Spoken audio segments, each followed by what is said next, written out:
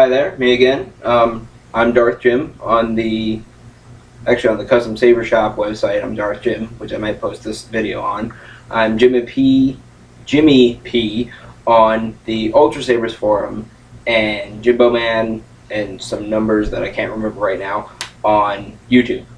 I'm here to post this video doing a comparison between my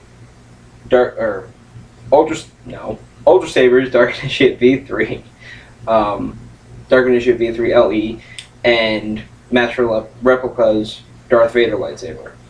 I had mentioned that I would do the comparison on my last video. Well, I mentioned that I might, so here I am. Let's get down to business. The first thing that I want to compare that has nothing to do with the performance of the two sabers is the height. The Master Replica is about chest high, while the Ultrasabers is a little below waist high. As I mentioned in the other video, this is a little too long and this is a little too short. I like the length of the short over the long because I like being able to manipulate the sword a little bit better when I'm moving it around. This is a lot of sword to swing around. I still like this, but this allows me to manipulate it a little more. So I like this a little better.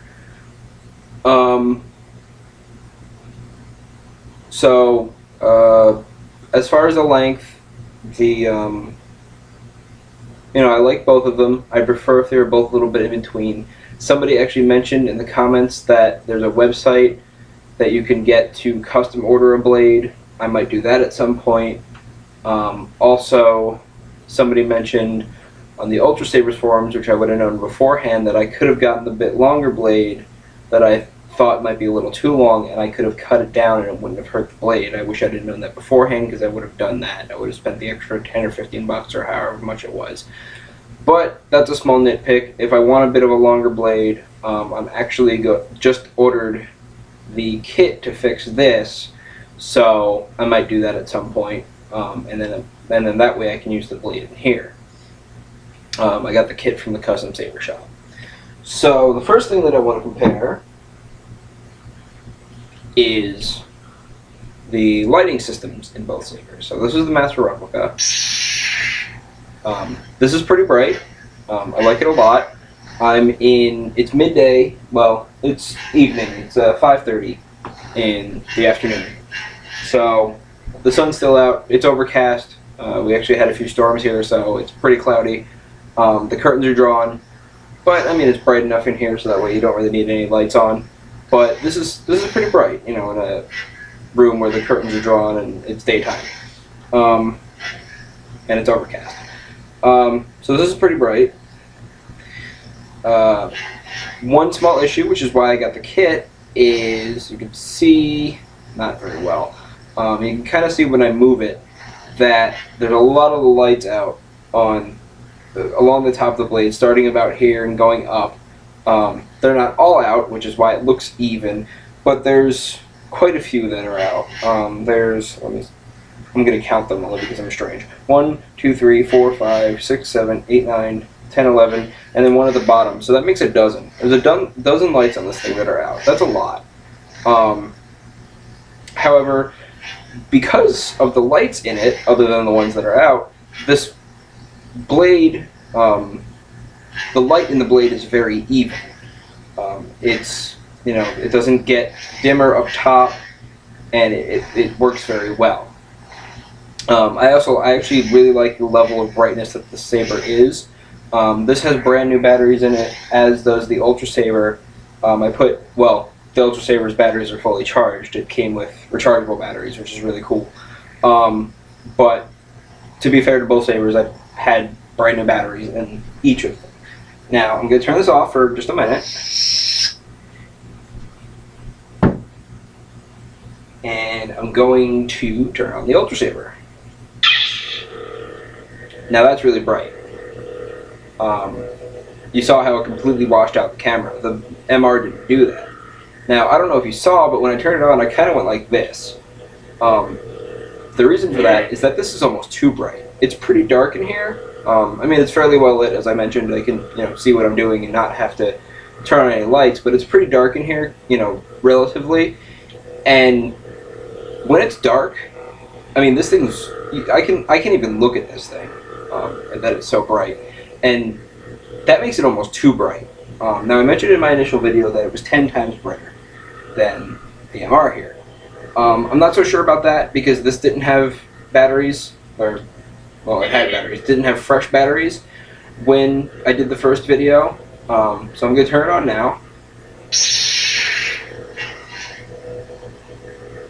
And actually it might still be, it's a lot brighter. I don't know if it's 10 times brighter, but it's a lot brighter. Yeah, because with this, it kind of evens it out, and this doesn't wash out the camera as much. If I hold them both up to the ceiling, though, you can see the red, you know, kind of reflecting the ceiling. But if I move the green, and move it back, it takes over the whole ceiling. The red is just in that little corner there. So the green is a lot brighter. If I hold it up to my body, it's the same thing. If I hold them both right beside each other, it's more green than red. There's still some red there, but there's more green than red. Also, if I do this, just let the camera stabilize, if it will. There we go. The Ultrasaber completely washes out the Master Replica. Oh, and actually, if I hold it there, you can see all the lights that are out. You see that?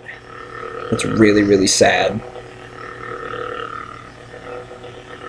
That's really, really sad. Yeah, there's like 3 out in that one spot. Anyway, it really washes it out. You can still even see the light coming off of the Ultrasaber. You can't see that with the Master Replica.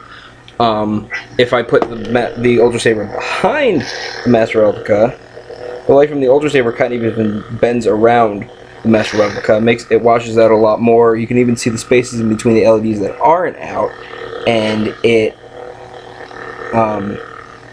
really makes it look like it's like a pinkish orange red rather than red, which it is red. If you look at it, you know, in real life it's red. If you look at it back here, it looks red.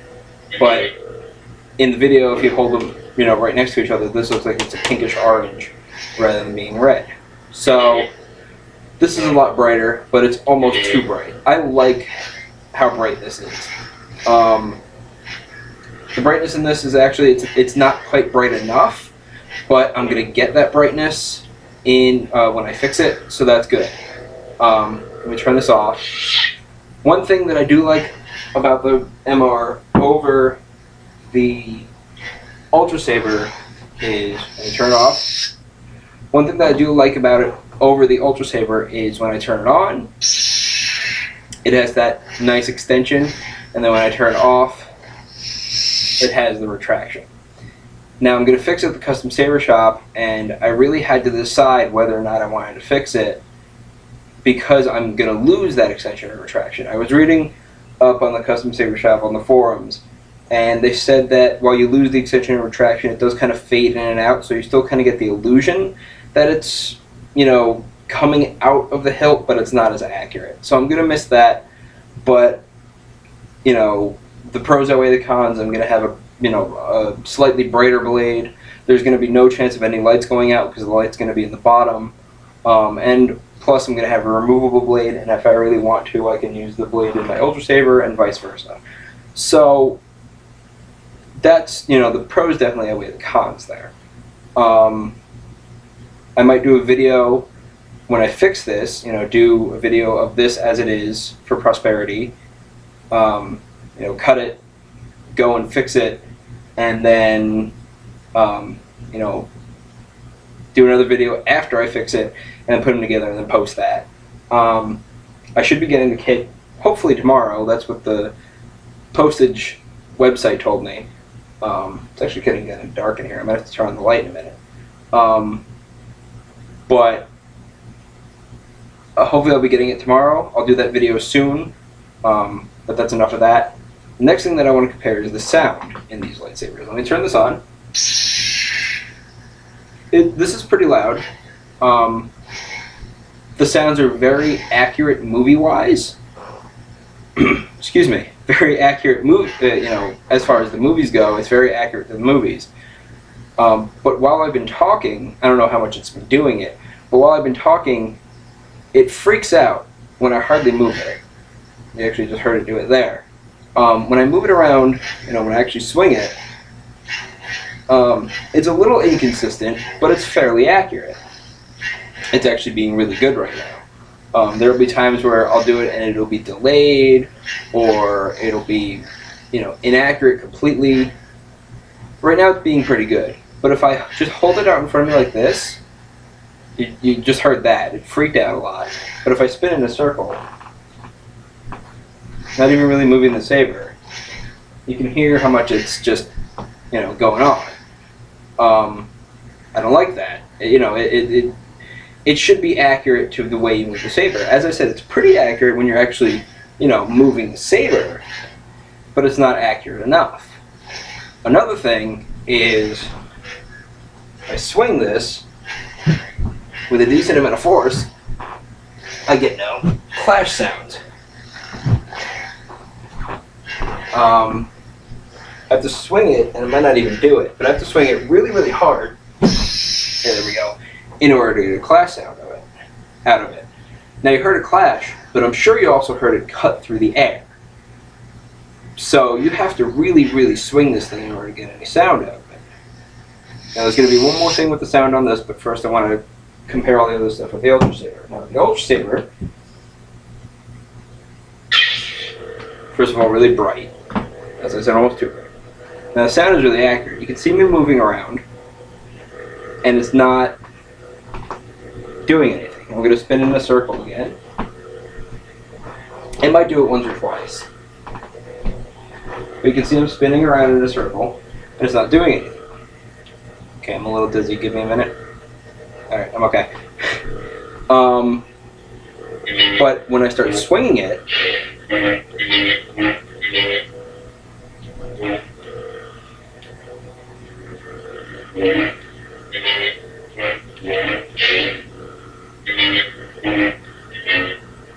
you can hear it's actually being a little more sensitive than it should. But you can hear that it's being a lot more accurate than the MR was. Now actually it just did something else that I wanted to show you guys. If I do this, of course it didn't do it. If I do this, there we go. It's being really strange. But usually I can give it a bit of a swing, a hard swing, and it'll give me that. Whoops. It'll give me the clash sound. Now, I really like that in my saber. Also something which I kind of glazed over in the first video that I wanted to highlight because I really like it is the idea of the lockup.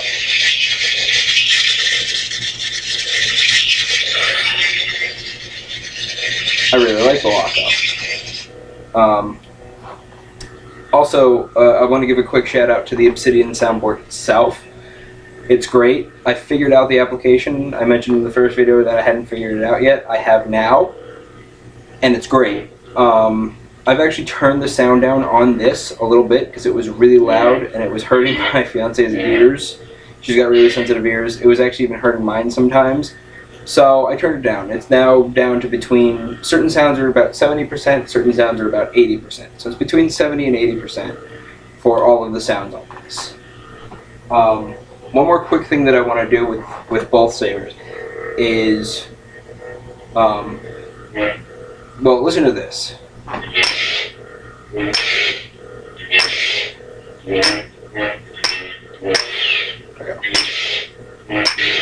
Now you hear all those clash sounds.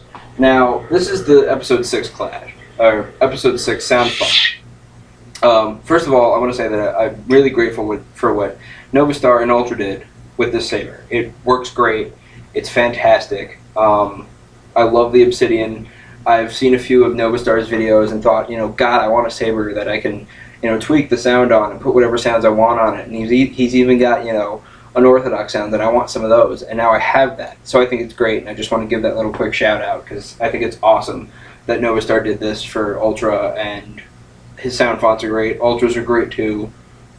It works fantastic now that I figured out the application. I know that some people were having an issue because I saw it on the forum, but I figured it out personally, and after you figure it out, it works great, and you'll love it. I mean, I've spent hours just doing that.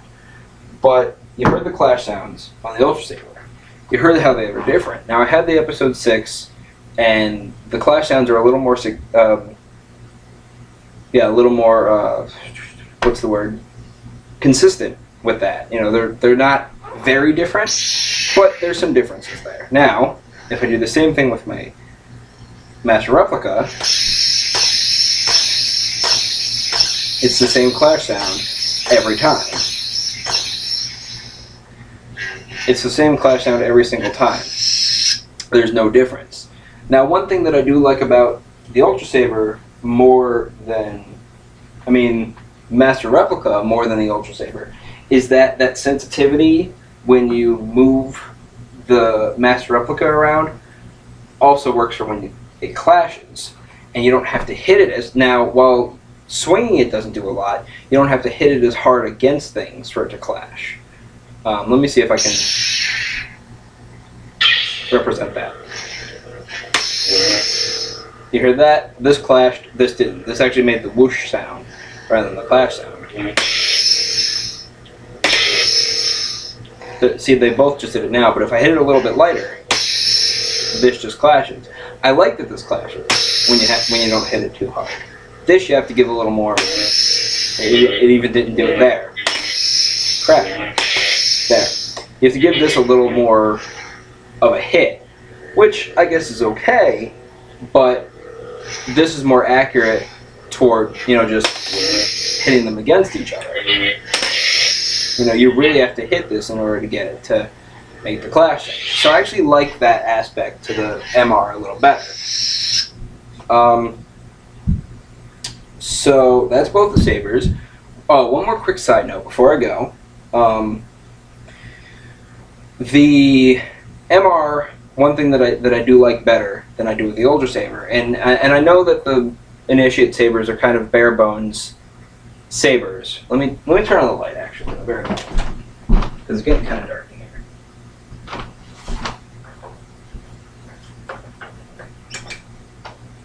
Okay. Okay, good. You can see me a lot better. Now I know that the Initiates are kind of, bare bone sabers. They have these nice choke points and they have the grips, but it really feels like little more than a glorified flashlight. And for all intents and purposes, that's what it is. But the MR, if I put this down here,